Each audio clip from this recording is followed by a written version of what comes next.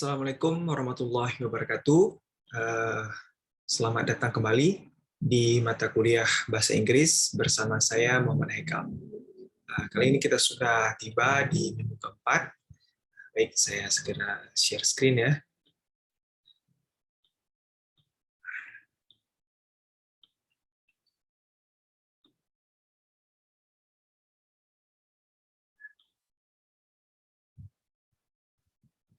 Oke, baik, kita mulai saja. Oke, ini mata kuliah Bahasa Inggris, minggu keempat, 4 Oktober 2021, Fakultas Ekonomi dan Bisnis Islam, Universitas Islam Negeri Araniri. How are you? Apa kabar? Saya harap rekan-rekan mahasiswa dalam keadaan yang sehat dan baik agar bisa terus mengikuti perkuliahan dengan baik dan maksimal. Oke, topik kita hari ini insya Allah kita akan membahas pertama reflection, selanjutnya grammar, vocabulary, dan listening. Jadi mulai minggu keempat ini kita masuk ke listening, khususnya critical listening ya. Setelah beberapa minggu sebelumnya kita membahas mengenai critical reading. Oke. Pertama reflection. Saya menginginkan rekan mahasiswa sekalian untuk merefleksikan bagaimana perkuliahan kita dari minggu pertama hingga minggu ketiga. Apa saja kekurangannya dan apa saja yang sudah kalian dapatkan selama perkuliahan 3 minggu itu, dan saya menantikan kritik dan saran dari kalian agar perkuliahan kita dari minggu ke-5 hingga seterusnya itu lebih baik lagi. Nanti saya akan buka kolom untuk kita berdiskusi di Google Classroom mengenai reflection ini ya. Oke, kita masuk ke grammar. Hari ini kita akan membahas secara ringkas mengenai present perfect. Oke, ini materi yang saya tampilkan di sini. Ini bisa teman-teman akses di buku Betty Azhar, dan satu lagi buku apa ini? Saya lupa judulnya, tapi juga ada di Google Classroom kita. Oke, jadi intinya present perfect adalah sebuah tenses yang menunjukkan kejadian yang berlangsung di masa lalu, namun masih ada kaitannya dengan masa sekarang ini. Oke, sekarang kita lihat contoh yang dari buku Betty dulu ya. Di sini di sebelah kanan atas. Di sini penjelasannya adalah the present perfect is often used with since and for to talk about situations that began in the past and continue up to now. Oke, jadi di sini didefinisikan bahwa present perfect merupakan sebuah tenses yang menggunakan kata since dan for untuk menjelaskan mengenai kejadian-kejadian yang berlangsung di masa lalu dan berlanjut ke masa sekarang.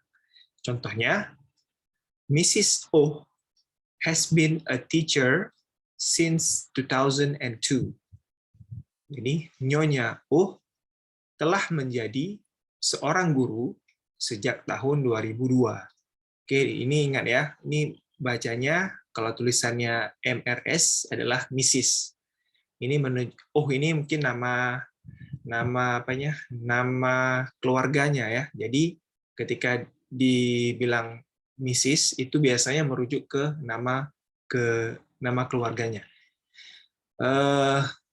Mrs. ini merujuk kepada perempuan yang sudah menikah ya. Kalau perempuan yang belum menikah itu tulisannya Miss, yaitu MISS, atau ada juga predikasi yang netral yaitu MS, diucapkan dengan juga Miss seperti itu. Kalau MRS nih sudah jelas yang kita orang yang kita maksud itu sudah menikah. Kalau kita ragu, mending menggunakan yang MS atau Miss. Oke. Di sini dari kalimat ini kita bisa melihat bahwa Nyonya Oh ini sudah mengajar sejak tahun 2002 sampai sekarang, gitu ya. Jadi itu kaitannya. Jadi dari 2002 kan masa lalu sampai sekarang, sampai 2021 ini. Berarti ada hubungannya antara masa lalu dan masa sekarang. Nah, itulah present perfect. Oke. Ini kita lihat lagi penjelasan lain masih dari buku Betty. The present perfect can talk about events that have or haven't happened before now. The exact time of the event is unspecified. Jadi present perfect dapat menceritakan tentang sebuah event yang terjadi atau tidak terjadi di masa lalu. Seperti itu ya. Nah, sedangkan waktu persisnya itu cenderung tidak dijelaskan. Oke. Misalnya, dalam contoh di sini kita lihat, have you ever seen snow? Pernahkah kamu melihat salju? Nah, jadi maksud yang penanya ini bertanya adalah di masa lalu dulu, pernah nggak kamu melihat salju? Nah, seperti itu. Sehingga kan efeknya kalau masa lalu pernah lihat salju, sekarang kan kita tahu salju itu seperti apa. Begitu juga kalau di masa lalu kita tidak pernah melihat salju, sampai sekarang kita pun nggak tahu salju itu seperti apa. Itu maksudnya hubungan antara masa lalu hingga masa sekarang. Sini ditulis, no, I haven't. I've never seen snow, but Anna has seen snow. Dia menjawab, tidak, saya belum pernah. Saya belum pernah melihat salju. Tapi Anna sudah pernah melihat salju.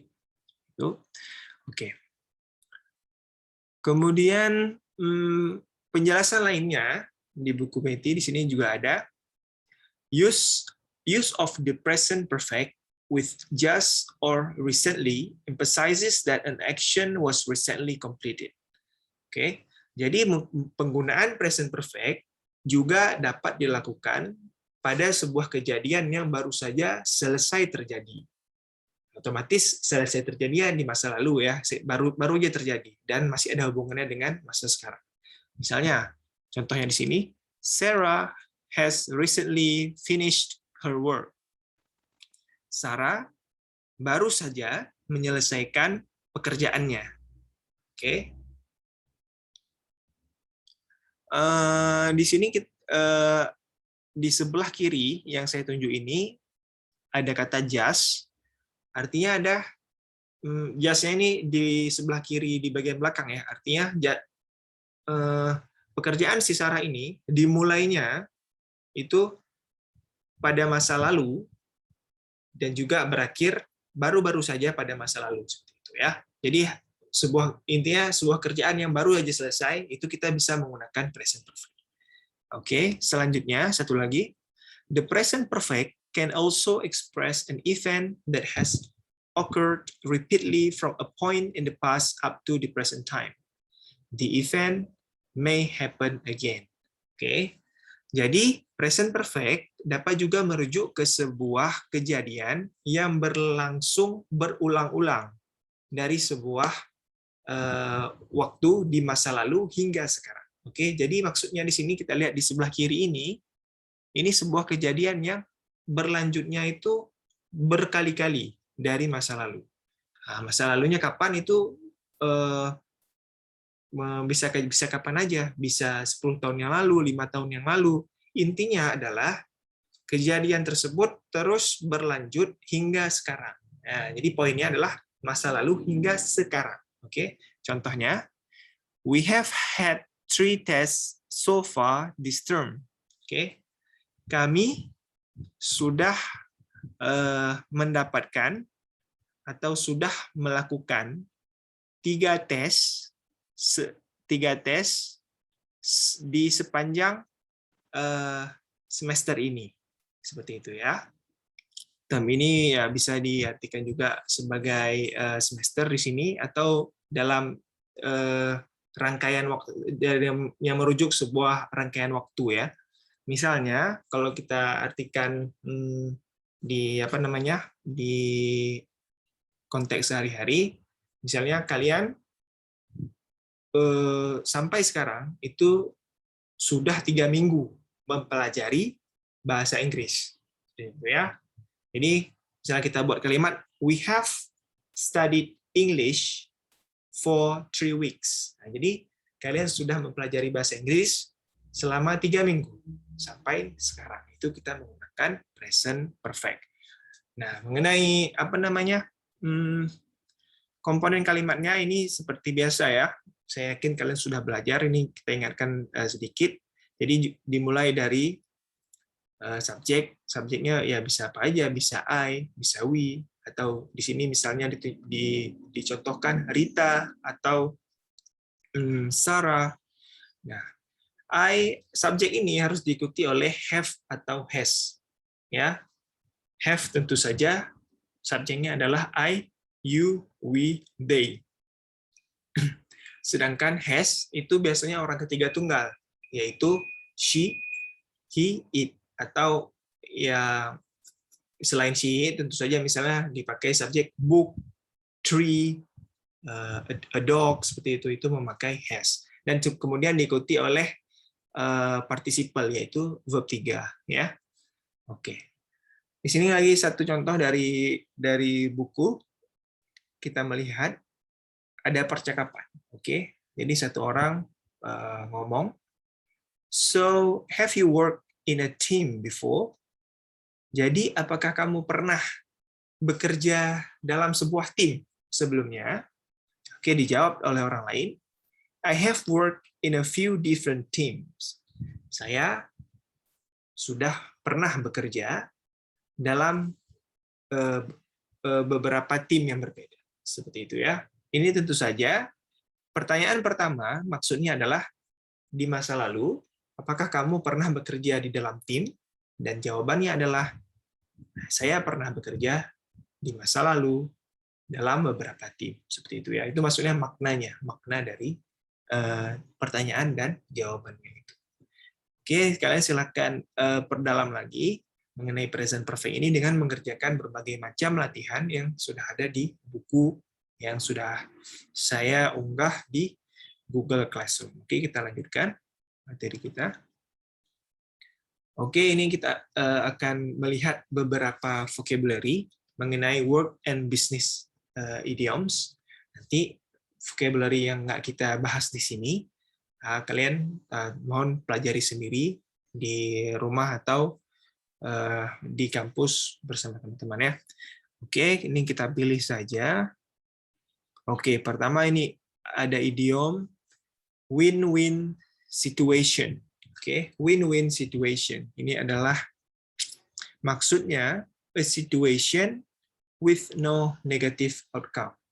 Jadi sebuah situasi ketika tidak ada konsekuensi buruk sama sekali. Jadi positif bagi dua belah pihak. Oke, contohnya, the client loves our cars and we've agreed on a great price. It's a win-win situation.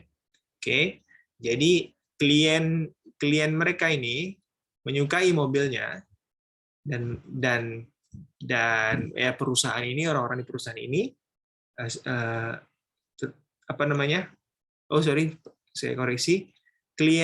Kliennya menyukai mobil mereka dan baik klien dan perusahaan ini telah setuju untuk bertransaksi dengan harga yang bagus. Jadi kliennya suka, perusahaannya juga suka. Kliennya suka dengan mobilnya, perusahaannya suka dengan harganya.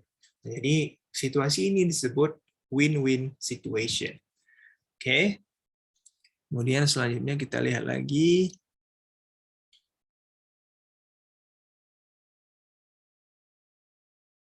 Oke, ini sering muncul dalam berbagai konteks.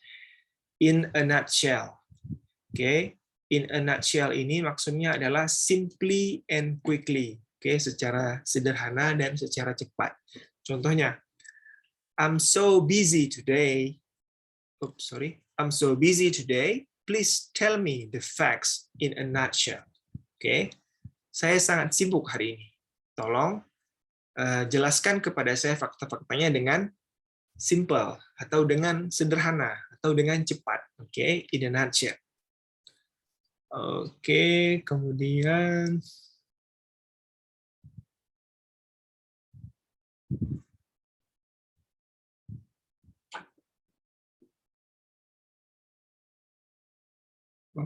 kemudian kita ini satu lagi ya, ahead of the game.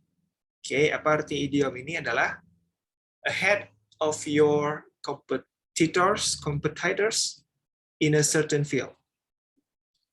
Ahead of your competitors in a certain field.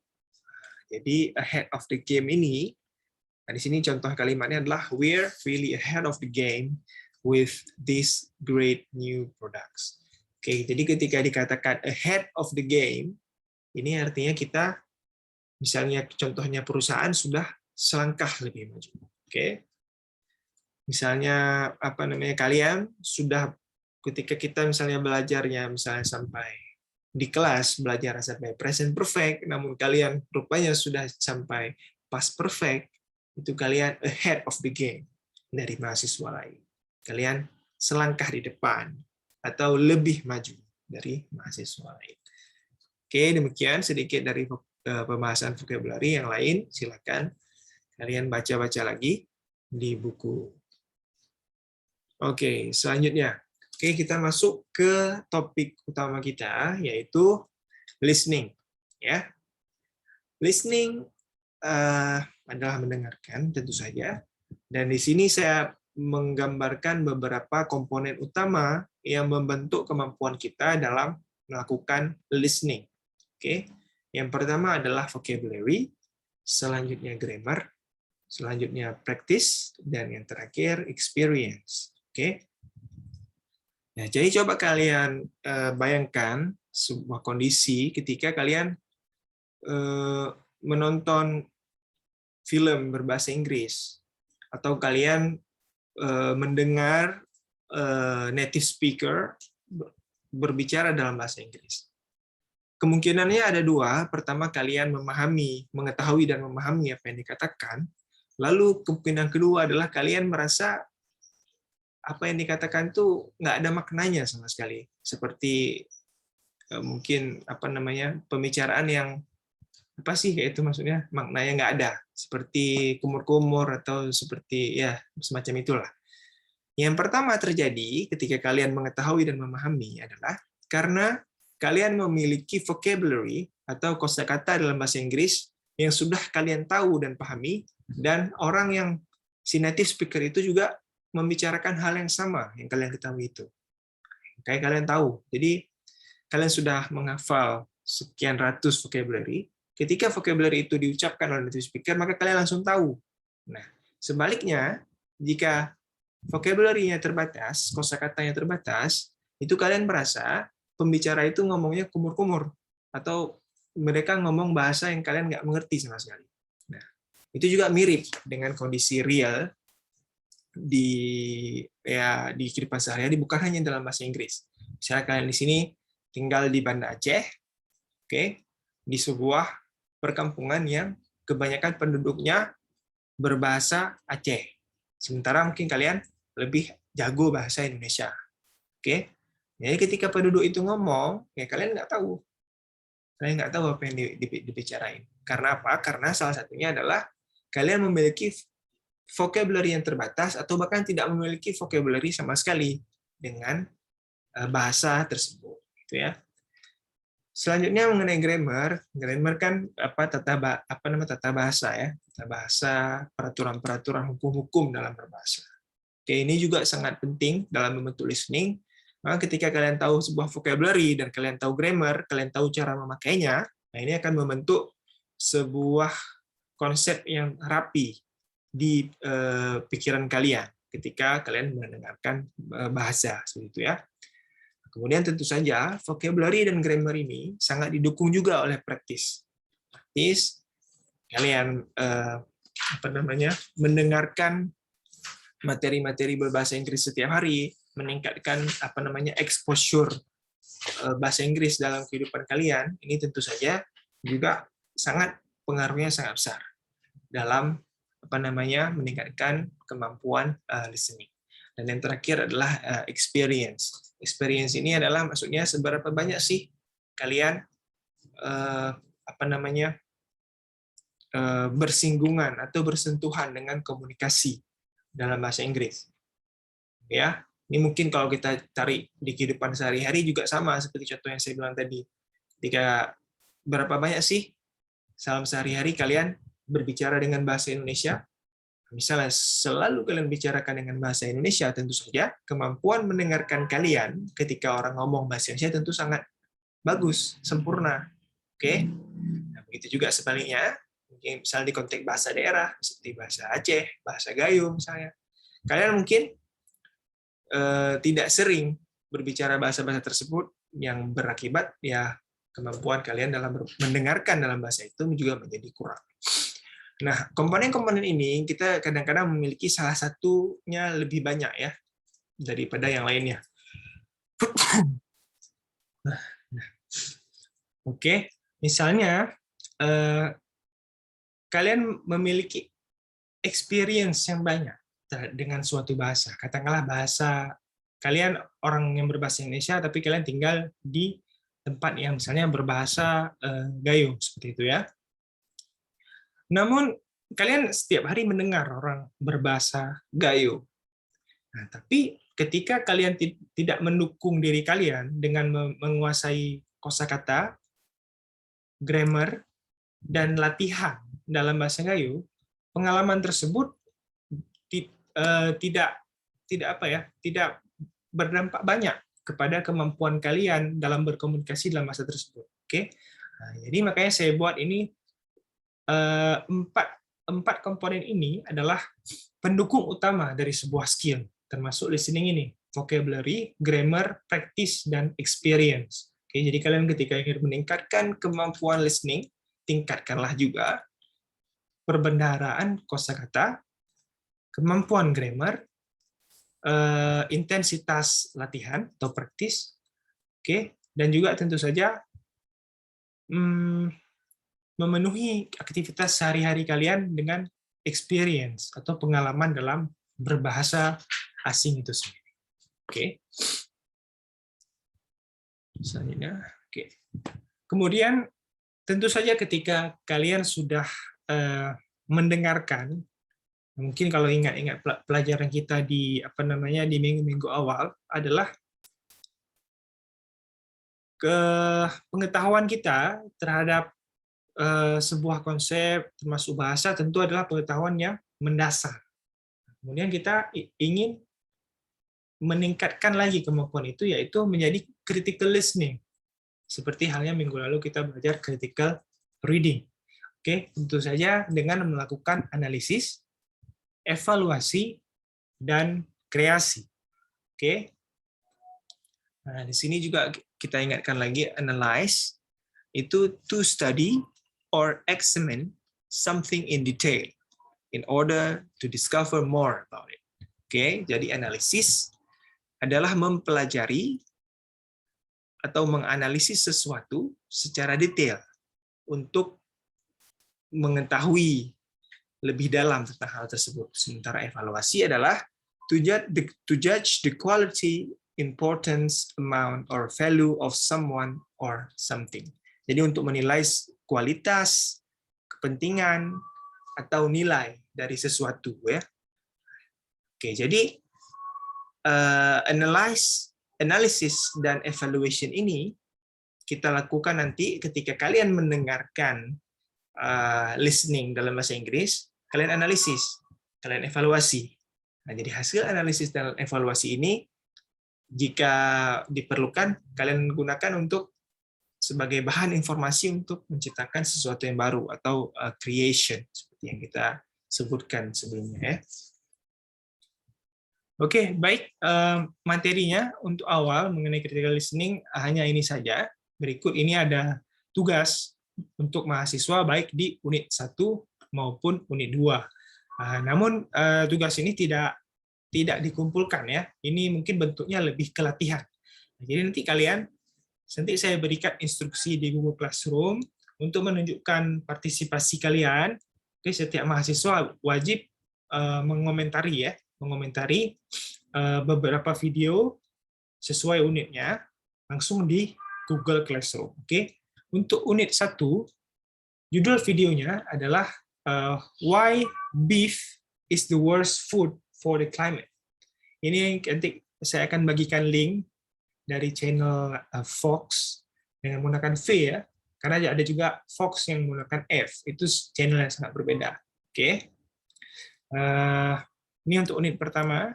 Jadi why beef is the worst food for the climate. Oke, jadi kenapa daging sapi adalah makanan yang terburuk ketika kita ngomongin mengenai iklim, ya, climate. Oke. Kira-kira kenapa? Nanti kalian melakukan analisis dan evaluasi. Pertama mungkin video ini tentang apa? Kemudian kalian analisis dan evaluasi konten-konten yang disajikan. Kalian setuju apa enggak? Setuju apa enggak? Dan mungkin kalian juga ungkapkan kekurangan atau kelebihan konten ini apa sih? Ada nggak kekurangannya? Ada nggak kelebihannya? Bagaimana kalau kalian kaitkan video ini dengan ilmu ekonomi? Apa dampaknya terhadap ekonomi misalnya? Atau kalian tarik ke pengalaman sehari-hari kalian di Indonesia? Apa kaitannya itu dengan konteks Indonesia? Oke, tentunya dalam bahasa Inggris ya. Oke, selanjutnya. Untuk unit 2, ini juga video dari Fox di YouTube dengan judul The Global Coffee Crisis is Coming. Oke. Krisis kopi global sedang datang, ya. Nanti di sini akan dibahas mengenai bagaimana ternyata industri kopi secara global itu sedang mengalami krisis. Apa nanti krisisnya kalian nonton langsung di video. Nanti kalian juga bahas melakukan analisis dan evaluasi. Terus kalian kaitkannya dengan konteks ekonomi. Lebih baik lagi jika kalian bisa mengkaitkannya dengan konteks di Indonesia. Oke, baiklah, inilah akhir dari pertemuan keempat kita kali ini. Terima kasih. Ini ada sedikit quote untuk menutup pertemuan keempat kita. Tertulis di sini, this is how change happens. One gesture, one person, one moment at a time.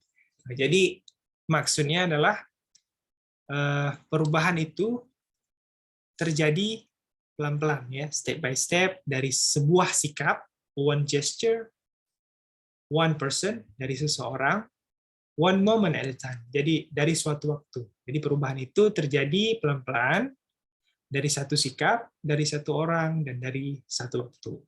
Oke, baiklah, terima kasih. Saya mohon maaf apabila ada kekurangan. Insya Allah pertemuan selanjutnya adalah 11 Oktober 2021. Wassalamualaikum warahmatullahi wabarakatuh.